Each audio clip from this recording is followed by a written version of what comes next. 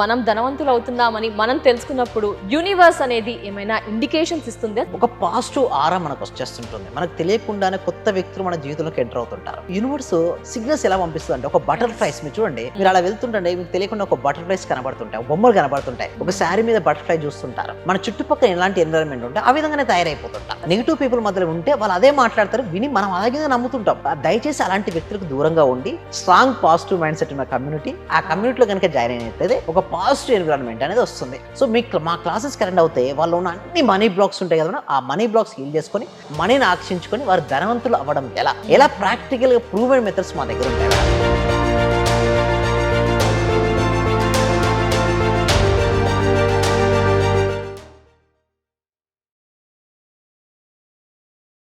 చాలా మంది ఎక్కువ శాతం మేమంతా కూడా ధనవంతులం అవ్వాలి అని ప్రతి అందరూ అనుకుంటారు సార్. మరి మేం ధనవంతులం, మనం ధనవంతులు అవుతున్నామని మనం తెలుసుకున్నప్పుడు యూనివర్స్ అనేది ఏమైనా ఇండికేషన్స్ ఇస్తుందా? సంకేతాలను ఏమైనా పంపిస్తుందా? అరే ఈ వేలో పాజిటివ్ గా వెళ్ళరా, ఇలా నెగిటివ్ అవుతున్నాయి అలా ఏమైనా పాజిటివ్ నెగిటివ్ సంకేతాలని మనకు పంపిస్తుంది అంటారా సార్ యూనివర్స్? ధర్మో రక్షిత రక్షిత యద్భావం తద్భవతి. అవును మేడం సంధ్య గారు, అయితే మనం ధనవంతులు అవ్వడానికి ముందుగా యూనివర్స్ కొన్ని సంకేతాలు పంపిస్తుంటుంది. పంపిస్తుందా Yes. సార్? అందరికీ పంపిస్తుంది. గమనించగలగాలి అంటే ఎలా మనం ధనవంతులు అవుతున్నామని మనకి ఎలా తెలుస్తుందంటే ఒక పాజిటివ్ ఆరా మనకు వచ్చేస్తుంటుంది. మనకు తెలియకుండానే కొత్త వ్యక్తులు మన జీవితంలోకి ఎంటర్ అవుతుంటారు. ఆ వ్యక్తులు జీవితాన్ని చాలా ప్రభావితం చేసేస్తుంటారు. లేదా మనకు వెళ్తుంటే ఏదో ఒక పేపర్, న్యూస్ పేపర్ లోనో టీవీ ఛానల్లోనో మీరు గ్రోత్ అయ్యే విధంగా ఏదో ఒక సిగ్నల్స్ కనిపిస్తుంది. అంటే మీ ప్రొఫెషన్ కి ఆధారంగా లేదా ఒక ప్యాషన్ మీరు వేసే ఒక అవకాశం రూపంలో కూడా రావచ్చు. నెక్స్ట్ యూనివర్స్ సిగ్నల్స్ ఎలా పంపిస్తుంది అంటే ఒక బటర్ఫ్లైస్ మీరు చూడండి, మీరు అలా వెళ్తుంటే మీకు తెలియకుండా ఒక బటర్ఫ్లైస్ కనబడుతుంటాయి, బొమ్మలు కనబడుతుంటాయి, ఒక శారీ మీద బటర్ఫ్లై చూస్తుంటారు. సో బటర్ఫ్లై అనేది చాలా ఇంపార్టెంట్ మేడం. మీరు చూడండి గొంగలు ప్రతి ఒక్క ట్రాన్స్ఫర్మేషన్ కనబడుతుంది బటర్ఫ్లై లో. ఒక గొంగళి పురుగు సీతాకోకచిలుకగా మారుతుంది మేడం. సో చూడండి కాలం అనేది మారుతున్న కొద్దీ గొంగళి పురుగు నుంచి సీతాకోకచిలుక ఎలాగా మారిందో మీ జీవితంలో కూడా మీరు ధనవంతులు అవ్వబోతున్నారని సింబల్ గా యూనివర్స్ మీకు సింబల్ చూపిస్తుంటుంది. అంటే సీతాకోకచిలుకలు అదేనా సార్? ఇంకా వేరే ఏమైనా ఉన్నాయా? ముందుగా అయితే సీతాకోకచిలుకలు. కొంతమందికి ఏంటంటే మనసు తెలియకుండానే ఒక ప్లేస్ కి వెళ్ళిన వ్యక్తి దగ్గరనో లేదా ఒక వ్యక్తి దగ్గరికి వెళ్ళిన తర్వాత ఆ పాజిటివ్ ఆరాలో ఒక తెలియని ఒక ఆనందం వచ్చేస్తుంటుంది, ఒక తెలియని ఒక ప్రశాంతత వస్తుంది. మీరు చూడండి ఒక ఫంక్షన్ కి వెళ్ళారు, మామూలుగా ఎప్పుడైనా సరే ఫంక్షన్ కి వెళ్తే ఇరిటేట్ అవుతుంటారు, చికాగా అనిపిస్తుంటుంది, కానీ ఒక తెలియని ఒక ఆనందం ఏర్పడుతుంది. ఎంత మంది ప్లేస్ లో ఉన్నా ఒక తెలియని ఒక హ్యాపీనెస్, ఒక జాయ్ఫుల్ స్టేట్. ఇక్కడ కొన్ని సందర్భాల్లో కొన్ని ఫంక్షన్స్ కి వెళ్ళినప్పుడు డబ్బులు లేని వారికి, పేదరికం ఉన్న వారికి ఎక్కువగా నెగిటివే ఉంటుంది సార్. ఎందుకంటే వీడు చాతకాని వాడరా, వీడు ఏం చేయలేడు, వీడి దగ్గర డబ్బు లేదు, వాల్యూ ఇవ్వరు సార్ ప్రజెంట్ సొసైటీ. అలాంటప్పుడు వాళ్ళు ఏం చేయాలంటే సో నాకు దాన్ని కూడా పాజిటివ్ చూడాలంటాను. నేను ఏమంటానంటే ప్రతి దాన్ని పాజిటివ్ చూడమంటాను. నెగిటివ్ నేను ఎలా చెప్తానంటే ఒకవేళ నా దగ్గర డబ్బు లేదు కాబట్టి వాళ్ళు ఇలా చూస్తున్నారు కదా, ఒక రోజు నేను డబ్బు సంపాదించి వారికి నేను చూపిస్తాను, నాకు ఇది ఒక పాజిటివ్నెస్. సో అంటే మనం చూసే విధానాన్ని బట్టి ప్రపంచం అనేది ఉంటుంది మేడం. మరి సపోజ్ మీరు కనుక గ్రీన్ కలర్ కనుక స్పెక్టికల్స్ మీరు వాడారు, ప్రపంచం గ్రీన్ కలర్ గా కనబడుతూ ఉంటుంది. సో ఒకటే మేడం, మనం ఎలా చూడాలి అంటే ప్రతి నెగిటివ్ విమర్శను కూడా ఒక పాజిటివ్ గానే స్వీకరించాలి మేడం. ఓకే, సో మీరు ఇందాక అన్నట్టుగా మన టాపిక్ లోకి వచ్చేసినట్టయితే మనం ఏ సింబల్స్ ఇస్తుంది లేదా ఏ సంకేతాలు పంపుతుంది యూనివర్స్ అంటే, మీరు ఎక్కడికైనా వెళ్ళారు మేడం, ఓకే, ఆడ వెళ్ళిన తర్వాత మీకు అనుకూలంగా మారిపోతూ ఉంటారు. చూడండి అక్కడికి వెళ్ళగానే మీకు సపోర్ట్ చేస్తుంటారు ఆ వ్యక్తులు.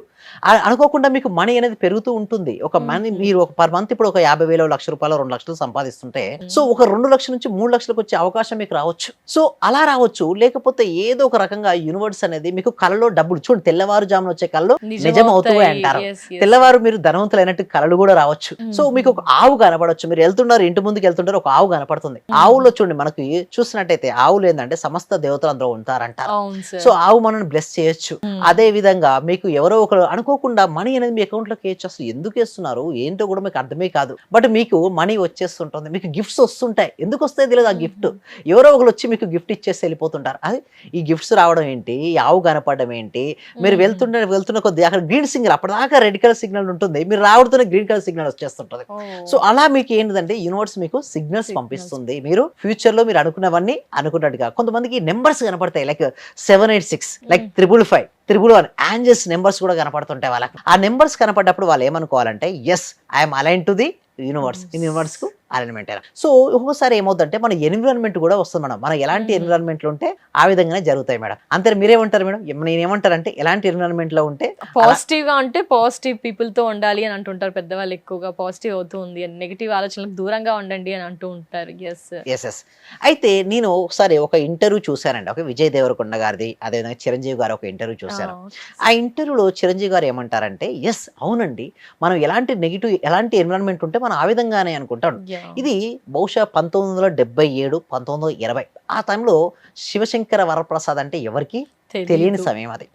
సో అలాంటి సమయంలో అప్పుడు మద్రాస్, అప్పుడు మనకి ఇప్పుడు హైదరాబాద్ లో ఎలా ఉన్నాయి షూటింగ్స్, అప్పుడు మద్రాస్ లో జరుగుతుండేటి. సో ఒకసారి ఏమైందంటే ఒక మిత్రుడితో కలిసేసి ఆ మిత్రుడు ఏమంటాడు, రే రారా మనం వెళ్ళి టీ తాగుదాం అనేసి టీ నగర్ దగ్గర ఉన్నటువంటి ఒక ప్లేస్ కి వెళ్ళిపోతారండి. ఓకే, పాండి బజార్ అనుకుంటా, నాకు తెలిసి పాండి బజార్. ఓకే, ఆ పాండి బజార్కి వెళ్తారు. అక్కడ అందరూ సినిమా అవకాశాల కోసం ట్రై చేస్తూ ఉంటారు. ఒక మాట మధ్యలో ఓకే, చాలా మంది ఈవినింగ్ టైంలో ఏంటి మేడం డిస్కషన్ చేస్తూ ఉంటారు. అరే నా లైఫ్ ఇలా ఉంది, నా లైఫ్ ఇలా ఉంది, ఇలా కబుర్లు చెప్పుకుంటూ ఉండేవారు. ఒక రోజు ఆ మిత్రులతో కలిసేసి టీ తాగడానికి అక్కడికి వెళ్ళారు. అక్కడ టీ మధ్యలో ఏంటంటే కొంతమంది వాళ్ళతో కన్వర్సేషన్ జరుగుతూ ఉంటుంది, మాట్లాడుతుంటారు. ఓకే, మాటల మధ్యలో అంటున్నాడు, ఏం బాబు ఏం చేస్తావు, దేనికోసం వచ్చానండి? సినిమాలో యాక్ట్ చేద్దామని వచ్చానండి అంటారు. ఓకే, సినిమాలో యాక్ట్ చేద్దాం, మరి ఏం చేద్దామను సినిమాలో యాక్ట్? ఏముంది, అవకాశం వస్తే ఒక హీరో ఛాన్స్ వస్తే హీరో కూడా నేను అవుతానంటారు. ఎవరు?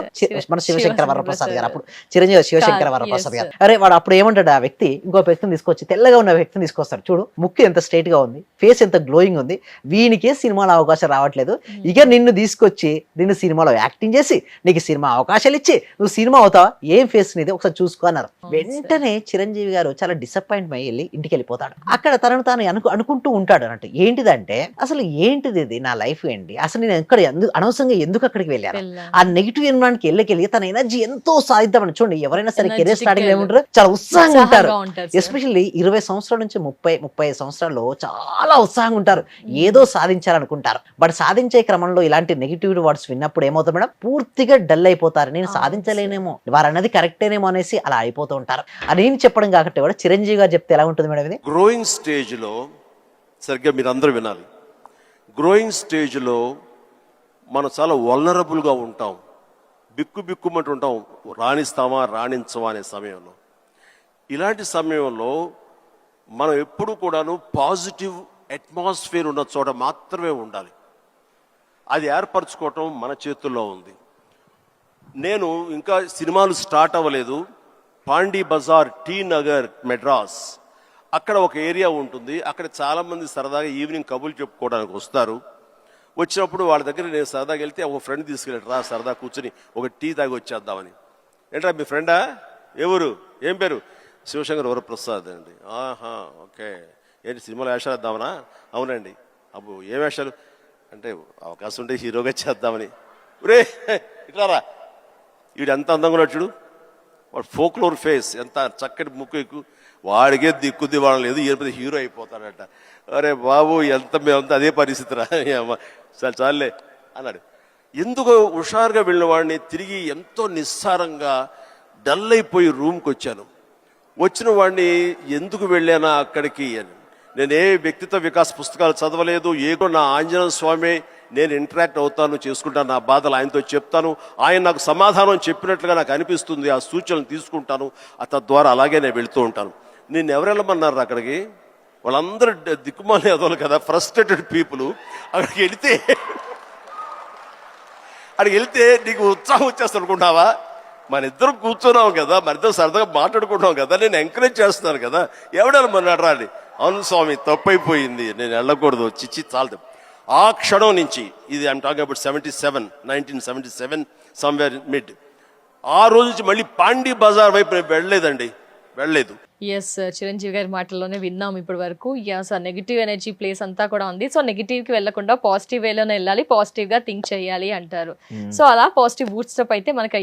ఎస్, సో మరి ఇక్కడ ధనవంతులు కావడానికి మీ దగ్గరికి రావాలంటే రకరకాల మనుషులు అయితే ఉంటారు సార్. ఏ విధంగా మిమ్మల్ని అప్రోచ్ అవ్వాలి అంటే, ధనవంతులని కాదు సార్, కొందరు ఒక స్టేజ్ కి వెళ్ళాలి, కొన్ని గోల్స్ ఉంటాయి, కొన్ని అంబిషన్స్ ఉంటాయి. సో ఎలా రీచ్ అవ్వాలి, మిమ్మల్ని ఎలా అప్రోచ్ అవ్వాలి, ఎవరు మీ దగ్గరికి రావచ్చు అంటారు? ఇక్కడ వీడియోలో చూసినట్టయితే పాజిటివ్ తన చిరంజీవి గారు ఎలాంటి మెసేజ్ ఇచ్చారంటే, మన చుట్టుపక్కల ఎలాంటి ఎన్విరాన్మెంట్ ఉంటే ఆ విధంగానే తయారైపోతుంటాం. నెగిటివ్ పీపుల్ మధ్యలో ఉంటే వాళ్ళు అదే మాట్లాడతారు, విని మనం అలాగే నమ్ముతుంటాం. దయచేసి అలాంటి వ్యక్తులకు దూరంగా ఉండి, విశ్వవిజయ అకాడమీలో ఒక కమ్యూనిటీ ఉంది madam, strong positive mind set ఉన్న కమ్యూనిటీ. ఆ కమ్యూనిటీలో కనుక జాయిన్ అయినట్లయితే ఒక పాజిటివ్ ఎన్విరాన్మెంట్ అనేది వస్తుంది.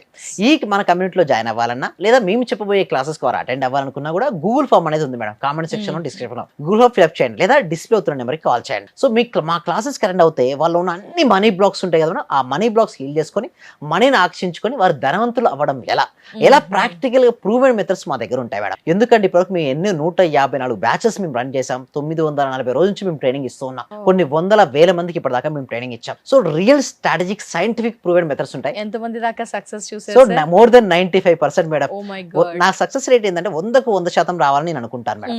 ఆ 5% కూడా ఎలా 100కు 100% చేయాలని ఇప్పటికీ నేను రీసెర్చ్ చేస్తాను. సో అక్కడ వాళ్ళు ఏం మిస్టేక్స్ చేసి ఉంటారు సార్? నమ్మలేదా లేకపోతే మీరు చెప్పిన వేస్ ఫాలో అవ్వలేదా?